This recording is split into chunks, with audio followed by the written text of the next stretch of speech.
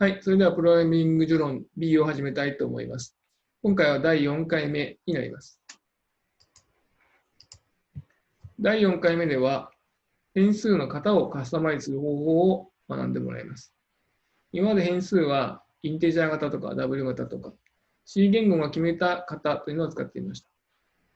今日この話が分かってからは、この構造体という技術を使って自分で好きな型を作る、宣言して、定義して使うことができるようになります。ではまず構造体の話からしていきたいと思います。計算機が扱えるデータというのの一番小さい単位はビットです。1ビットは0か1で構成されます。それが8個集まったのが1バイトです。そして、そのさらに上の単位が1ワードという単位があります。これはポインターの時に出てきたアドレスの1ブロックが相当します。データの記憶単位になります。2バイトだったり、4バイトだったり、8バイトだったり。これはアーキテクチャ依存になります。これまでの実習、演習で見てきたのは4バイトの、アーキテクチャで話をしたので、アドレスが1つ、1ブロックずれると4単位が上がるというのが見てたと思います。C 言語で扱えるデータというには、整数型、文字型、論理値、小数行列、文字列などがあります。整数は、int、インテジャーというふうに書かれて4バイト。場合によっては2バイトもあります。の情報になります。最上位は符号ビットですね。正負判定用の符号ビットで使われています。文字というのは、char、キャラクター、char と書かれて1バイトですね。のデータです。で、アンサインドチャーと書くと、1バイト、8ビットすべてを使って文字になるんですが、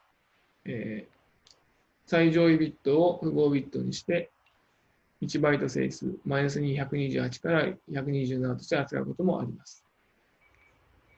その他に論理値として、真、true と偽、false の2種類の値を持つようなデータや、小数値ですね。ローとダブルとして宣言される小数値。行列、同じ型のデータを集合して扱う配列、行列配列というものがあります。また、文字データに特化した配列として文字列というのもあります。これはもうすでに C 言語がもともと準備していたデータ、型ですね。型です。より自由度の高いデータの型を作ろうというのが今日の話になります。例えば複素数、x 実数部と虚数部 y というので表現される複素数であったり、2次元の座標 xy とか、3次元の座標 xyz というような、こういうデータを表現する型を作ろうと。言うなれば複素数型とか、座標型とかですね。そういうのを作っていこうというのが今日の話になります。これ座標とか複素数でも各要素、この中でいうところの x とか y というのは整数や小数で表現することができるんですが、複素数や座標という型の表現は C 言語では用意されていません。では自分で作ってみましょう。その時に使う方法、技術が構造体と言います。英語でストラクチャーと書きます。C 言語は、新しいデータ型を定義して、プログラム中で操作する機能を備えています。同じ型のデータ集合でも行列という表現に合わないもの、例えば複素数とか座標とか、あとは、異なる型のデータをまとめて扱いたいもの、個人情報というかですね、例えば個人情報。その中には年齢、これは整数値、身長、これは小数値でしょうか。体重、身長、体重、小数値でしょうか。性別に関しては文字だったり、整数値だったりすると思います。こういう異なる形のデータをひとまとめにして扱いたいときにも、構造体というのが使えます。構造体の作り方は、2つのステップ、2つの作業が必要になります。1つ目が型の定義ですね。define すると。このデータをひとまとめにする構造体自身の型というのを定義する。さっきの例えば複素数型とかですね。二次元座標型とか。そういう型を定義する必要があります。で、今まで一般的に使っていたインテジャーとかフロートというのは、この定義はもうすでに C 言語の方で済ませてあるという状態だと思っています。この後に今度は変数の宣言ですね。今までもインテジャーとかフロートも宣言はしたと思います。この宣言を構造体でもする必要があります。で、1の定義で、括弧1で定義した型の使用を宣言します。でその変数がどの構造体テンプレートに対応するかを記述します。書いてます。具体的にソースコードを見ながらやっていきたいと思います。まず、構造体テンプレート型の定義というのは、この左側に示すようなソースコードで行います。まず、今から構造体の話をするよということで、struct というコマンドを書きます。そしてその横にタグ名ですね。これから宣言、定義をする構造体テンプレートの型の名前です。複素数型とか、二次元座標型とか。そういうのを、これは自分で好きにつけて問題あります。自分で好きにつけることができます。そしてその下にカッコがあって、その中に第1メンバーの宣言、第2メンバーの宣言。これは具体的には、その構造体の中に格納されるデータの宣言になります。例えば、int A とか、int B とか、そういう一般的に変数を宣言するような形で宣言をしていきます。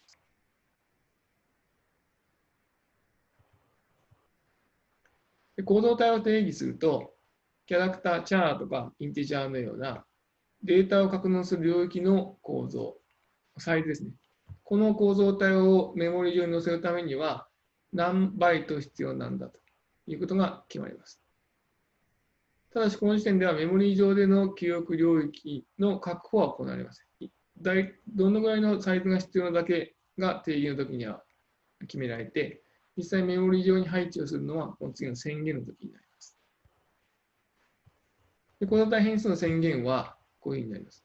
ストラクト、これは普通の、インテジャーとかフロートの宣言とかなり似ていて、ただ違うのは、まず、構造体の話をするよっていうことをプログラムに教えるために、ストラクトというコマンドを書きます。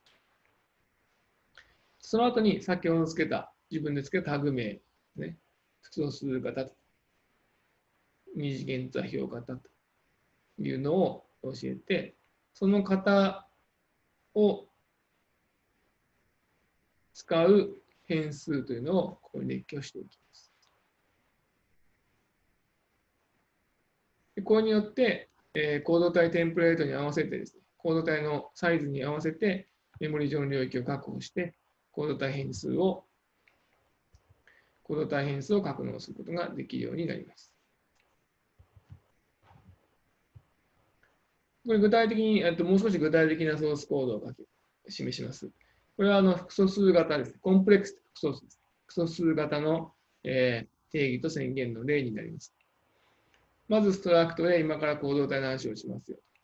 で、タグ名としてコンプレックス型というのが作りますよ。コンプレックス型というのはデータとして、実数部を表す小数値と虚数部を表す小数値の2つの小数値からなりますよ。だからコンプレックス型を使うためには小数値2つ分のメモリサイズが必要ですよということを定義します。で実際に使うときは宣言で、今から構造体の宣言しますよ。そのコンプレックスという型の、構造体を今から使いますよと。でその時に、A、プログラムのところで使うときに名前は A と呼びますよと、B と呼びますよというふうに宣言していきます。でこれもちろん構造体を配列にすることも可能で、例えば、このコンプレックスというデータ構造が10個並んだ C という配列を作りますよとか、縦横に10個ずつ並んだ D という配列を使いますよというような、宣言もすることができます。これは一般的な構造体の定義と宣言です。ちょっと変わった例として、構造体の、定義と、定義をですね、定義と宣言を一発でしてしまうようなタグなしでやるという方法があります。これは、この部分はですね、見たとき定義に出ると思います。定義に違うのはタグ名がありません。タグ名というのは、定義をした構造体と、実際にその構造体の名前を付けられる変数とをくっつけるために使っている。ちょっと上に戻ると、このコンプレックスというタグ名というのはですね、この定義したテンプレート型の情報と、実際に使われるこの A とか B とか C とか、変数名とタグですね、くっつけるために使われています。対応付けるために。なので、そうではなくて、定義をしてその後に直接こういうふうに宣言をしてしまうという方法があります。変数の宣言が一度だけであれば、このように定義と宣言を同時に記述すると効率が良い場合もあります。しかし一方で、変数の宣言ですね。例えばコンプレックス型という変数をプログラムのいろんなところで宣言をする。異なる関数の中で宣言をするとか。そういうことがある場合には、タグを用いる方が便利だし、間違いが少ないと思います。これはあくまでも参考として教える。もしもこういうソースコードができたときには、これも構造体だと。構造体の定義と宣言だというふうに気づいてほしいと思います。で構造体の使い方は、独特なのはドット演算子というピリオドを使います。ドット演算子。で、構造体の先ほどのですね、この今ここに出てる例は、先ほどのこのコンプレックス型の話をします。コンプレックス型という、構造体には、メンバー R とメンバー I があります。で、このコンプレックス型の変数名は A だったり B だったりします。そういう状態で、その構造体変数のメンバーですね、要素にアクセスするときにはドット演算子を使っていきます。で、この一番最初に左側にあるのが、この構造体の変数名になります。変数名 A というコンプレックス型の変数があって、そのメンバー R ですね。ドットでやる、ドット演算子を使って、その変数のメンバーというふうに、読みます。構造体変数 A のメンバー R に1を代入しましょう。1.0 を代入しましょう。構造体変数 A のメンバー I に 0.0 を代入しましょう。同様に、構造体変数 A のメンバー R を構造体変数 B のメンバー R に代入しましょう。3小代入のこともできますし、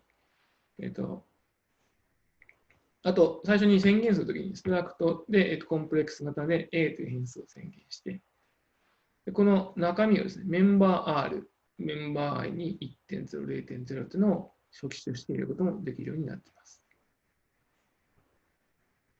で構造体のメンバーですね。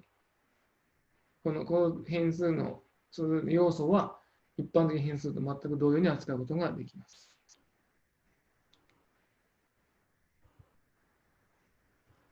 構造体でちょっと独特なのは、構造体のコピーということがあります。で例えばこれ、構造体コンプレックス型の変数 A と構造体コンプレックス型のコンプレックス型の構造体の変数 B というのがあったとします。それを B イコール A というと、この A のメンバーをすべて B にコピーすると。ここで1行でこの2つのことをしたのと同じことになります。これメンバーが多いような構造体の時には一括コピーができるので非常に便利な機能です。ちょっと注意してほしいのは、配列の規定アドレスがありました。配列名があって、配列名の、名前だけというのは、規定アドレスだったよという話をしました。それと混同しないでほしいんですね。変数、構造体の場合は変数名だけというのは規定アドレスではありません。で、構造体変数、例えば A というコンプレックスな変数のアドレスは、このアドレス演算子を使って表現しないと獲得することができません。A だけ書いてもアドレスは手に入りません。これが配列の場合とは違います。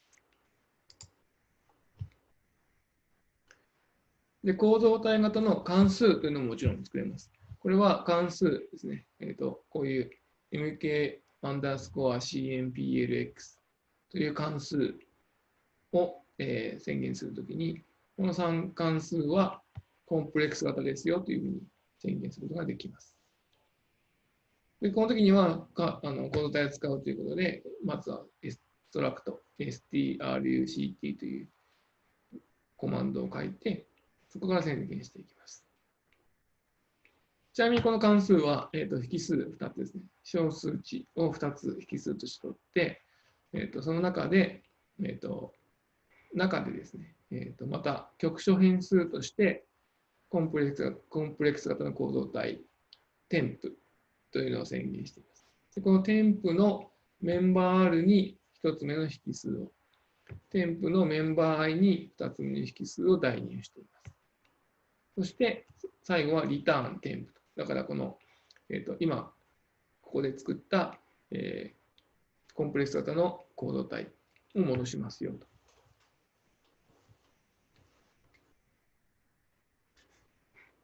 こういう、関数です。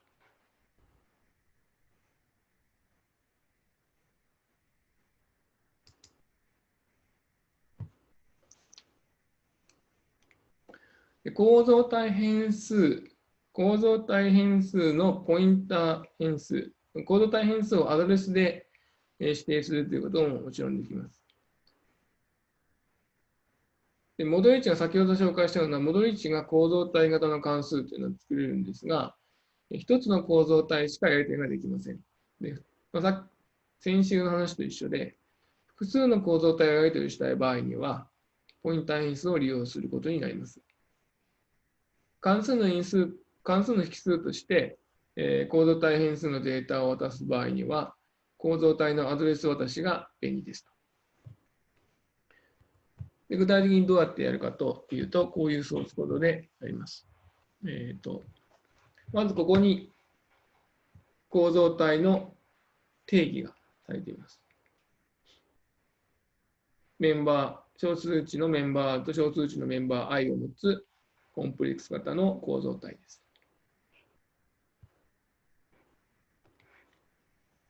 こちらがその、メインの部分で、まず、先ほど定義をしたコンプレックス型の構造体に、名前を A という名前の変数を割り当てます。で、この場合は初期化をして、最初のメンバー R は 1.0、メンバー I は 0.0 を代入しておきます。で、プリント F で、コンプレックス A イコール、1つ目のメンバー、2つ目のメンバーですね。1つ目のメンバーがここ、2つ目のメンバーがここに出力されるようになっています。複素数として出力しましょうと思います。で次に mk_cmplx2 という関数があって、これは3つ引数があります。1つ目が、アドレス情報です。この A というのはコンプレックス型の構造体なので、コンプレックス型構造体 A のアドレスが入っています。で、あとは小数値が2つ与えられるというものです。でこの mk_complex2 という関数はここにありまして、どういうものかというと、1つ目は、このコンプレックス型の構造体を指し示すためのポインター変数が入っています。で、小数値があります。で、この中では、このアドレスと、あとメンバーの R と、あと与えられた X というのが書いていますが、なんか今まで見たことがないような記号が出ています。これをアロー演算しています。これについて次のスライドでもう少し詳しく説明します。このマイナスと小なりのようなものが、出ている、組み合わさった演算子のことをアロー演算しています。でこれは、ポインター、アドレス情報で指し示される構造体データのメンバーを指定するときに用います。なので、分かりやすく書くと、こう C という、C はですね、この前のスライドを見てもらうと、ここにポインター変数ですね。アドレス情報がこうやって入ってきています。だからメインの中では A というコンプレックス型の構造体がいて、そのアドレス情報が入ってきます。で、アドレス情報を受け取るためのポインター変数の箱です。C は。で、C のアドレスが指し示すときの実態。これが結局はメインの中にある A という構造体になります。それのメンバー R に X を入れてねと。要は遠隔で他の関数にある構造体をアドレス情報を使って操作をするということになります。本来はこれで意味は通じているんですけど、記述としてカッコや間接演算子を書かなくてはいけなくて、文字数が多くなるので、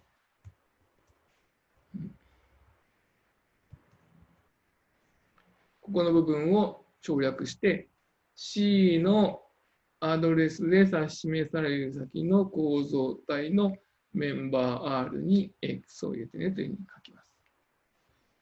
このアロー演算子は非常にポインターの概念をうまく使っているものなんですが、パッと見非常に分かりにくいので、もしもこれができたときには一回立ち止まって、これを思い出してみるといいと思います。これとこれが同じ意味だということが分かれば、ここでやっていることですね。この渡されたアドレスの先のメンバー R に X を入れて、渡されたアドレスの先のメンバー I に Y を入れると。つまり、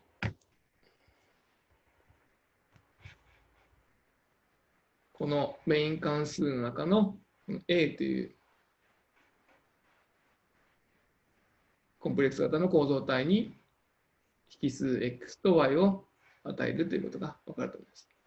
これ終わった後にプリント F をすると、最初に出力をしたものとは違うものが出てくるのが分かると思います。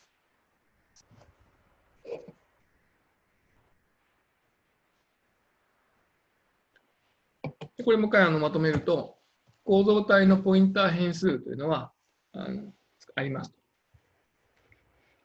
宣言はこういうふうにですね。これポインター変数です。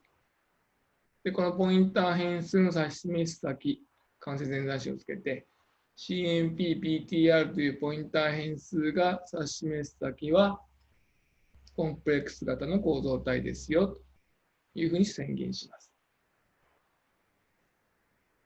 これは一般の、コンプレックス型の構造体の宣言です。で、構造体のアドレスのコピーもできます。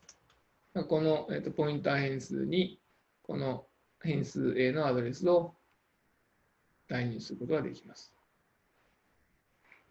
またこの場合は配列なので、配列の場合はこの頭の文字だけを使うと、配列子の規定アドレスになります。規定アドレスをポインターに代入すること、ポインター変数に入れることができます。もちろん。これは意味としては、1番目の最初の要素のアドレスを入れると一緒の意味ですよというふうになります。で代入をするときは、こういうふうに書きます。アロー演算子を使って、ポインター線数で指し示す先のメンバー R に 1.0 を入れましょう。CMPPTR でポインター変数指し示す先のメンバー I に 2.0 を入れましょう。というふうに代入することもできますし、参照もポインター CMPPTR の指し示す先のメンバー R を参照、読んできて、X に入れてください。CMPPTR というポインター編成指し示される先のメンバーの I ですね。読んできて Y に入れてくださいというふうに操作することができます。ちょっと少しここでクイズのようなものを出してみたいと思うんですけど、2つの操作の結果は同じでしょうか？ 2 択。A 同じ、B 違うというふうになりますが、どうでしょ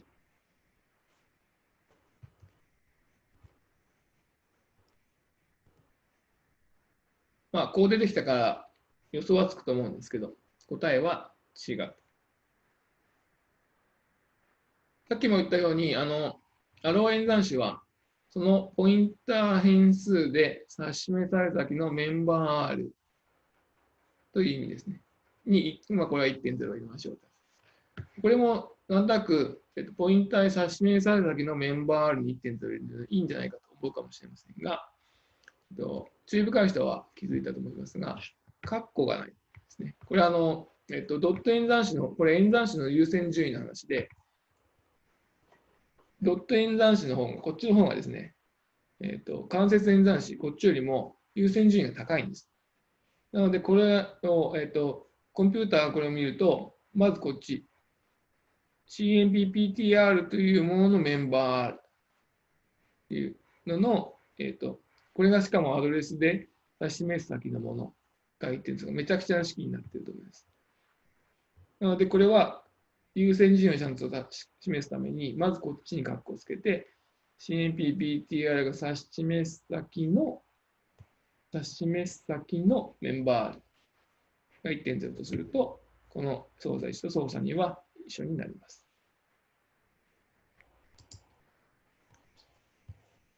で、構造体で、ちょっと面白いものが、構造体をメンバーに含む構造体と入れ子にすることができます。例えばこの場合はですね、ワールド、3次元座標ですね。3次元座標、ワールドという構造体、型を作ろうと。で、構造体、今からやりますよ。ストラクト、ワールドと書いて、そのメンバーを小数値3つ使いますと。X、Y、Z と書いておきます。これ定義ですね。ワールドの定義。で、これをした後に、今度、直線という、3次元空間中の直線という型を作ろうとします。だから、構造体今からやりますよ。ストラクトって書いて、その型、今から作る構造体の名前を LINE にしますよ。LINE 型ですよと言います。で、メンバーはっていうと、直線は3次元空間中の2点を規定すれば引けるので、S、視点ですね。スタートとエンド、視点と終点。で、2点がメンバーになるような構造体。これが直線の構造体ですよというふうに提供することができます。で、使い方は、これは割と単純な拡張で、宣言ですね。ストラクトで今 LINE 型の構造体を宣言します。名前は L1 にしましょう。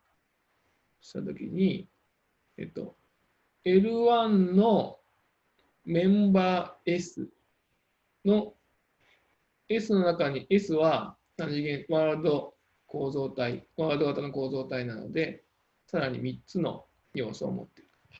なので、この、視点の X 座標にアクセスしたかったら、L1 のメンバー S、視点の方のメンバー X に1を入れましょう。L1 の視点の方のメンバー S の今度は Y 座標に2を入れましょう。L1 のメンバー S の Z に3を入れましょう。というふうに見て分かると思うんですけど、この、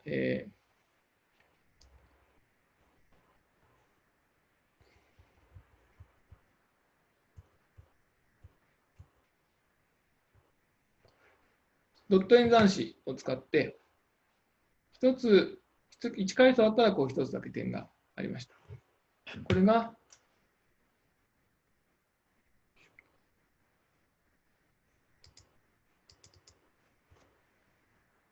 入れ子になった場合には、ドット演算子を使って、その階層をどんどん深くしていくというふうになります。これは別に、これはまあ2階層なので、ドット演算子が2つ。もう1つあったら3つというふうに増やすことができます。ただし、禁止事項もあって、構造体をメンバーに含むときに、自分自身をメンバーに含む構造体の定義はできません。例えば、ストラクトワールドというものを、ワード型の構造体を作りましょう。定義ですね。その時に、そのメンバーには、ストラクトワード型の、構造体が含まれますよ。こういう自分自身で、自分を定義することはできません。これなぜかというと、この定義というのは、この構造体が使われるときにメモリーをどのぐらい使うかということを決める必要があるんです。だけど、この入れ子さえ、自分自身をメンバーに含んでしまうと、このワールド型はどのぐらいメモリーを必要ですかってときに、それはワールド型が2つです。じゃあそのワールド型ってどのぐらいメモリーを使うんですかってワールド型が2つです。というように、いつまでも答えが出ない。